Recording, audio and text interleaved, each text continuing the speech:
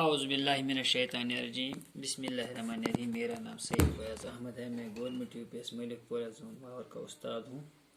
میں آج 8ویں جماعت کی اردو کتاب کا سبق نمبر 9 جس کا نام ہے جابر بن حیان، جو کہ پیج نمبر 50 پر واقع ہے، پڑھانے جا رہا ہوں۔ جابر ہی نے معدنی تیزاب ایجاد کیا۔ جابر ہی نے معدنی تیزاب ایجاد کیا۔ تیزاب ایک نہایت ہی کارآمد کیمیا ہے۔ تیزاب جو ہے یہ ایک نہایت ہی کارآمد کیمیا ہے۔ کالمی شوری کا تیزاب، جو کالمی شوری کا تیزاب ہے، جس کو ہم نائٹرک ایسڈ ایجاد کرنے کا سہارا بھی اسی کے سر ہے، یعنی اسی کے سر یہ اس نائٹرک ایسڈ کی ایجاد کا جو وہ کریڈٹ وہ بھی اسی کو ہو رہا ہے، یعنی یہ بھی اسی نے ایجاد کیا ہے۔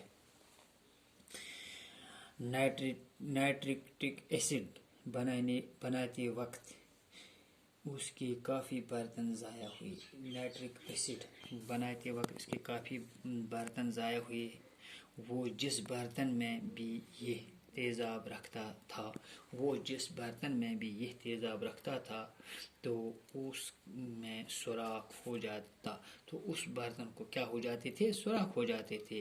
جابر نے اس بات کی پرواہ نہ کی، اس نے پرواہ بھی نہیں کی، بلکہ قسم قسم کے برتنوں میں اس تیزاب کو جمع کرنے کی کوشش کی، بلکہ مختلف قسم کے برتنوں میں اس تیزاب کو جمع کرنے کی کوشش کی۔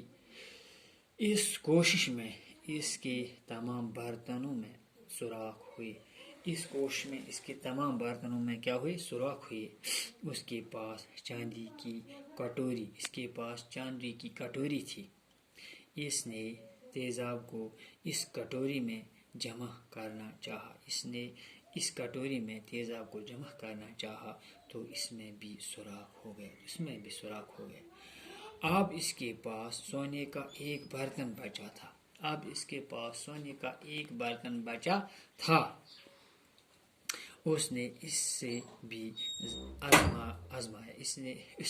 آزمایا۔ سونے کے برتن پر تیزاب کا کوئی اثر نہ ہوا۔ اس کے پاس شیشے کا بھی ایک برتن تھا۔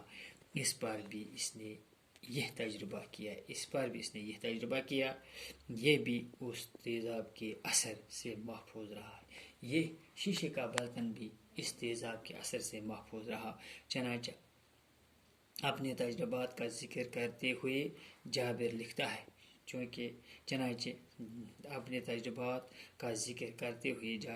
ہے، کالمی شوری کا تیزاب اتنا تیز تھا کہ کوئی برتن بچ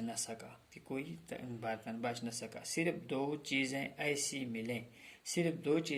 ملیں جن پر اس تیزاب کا اثر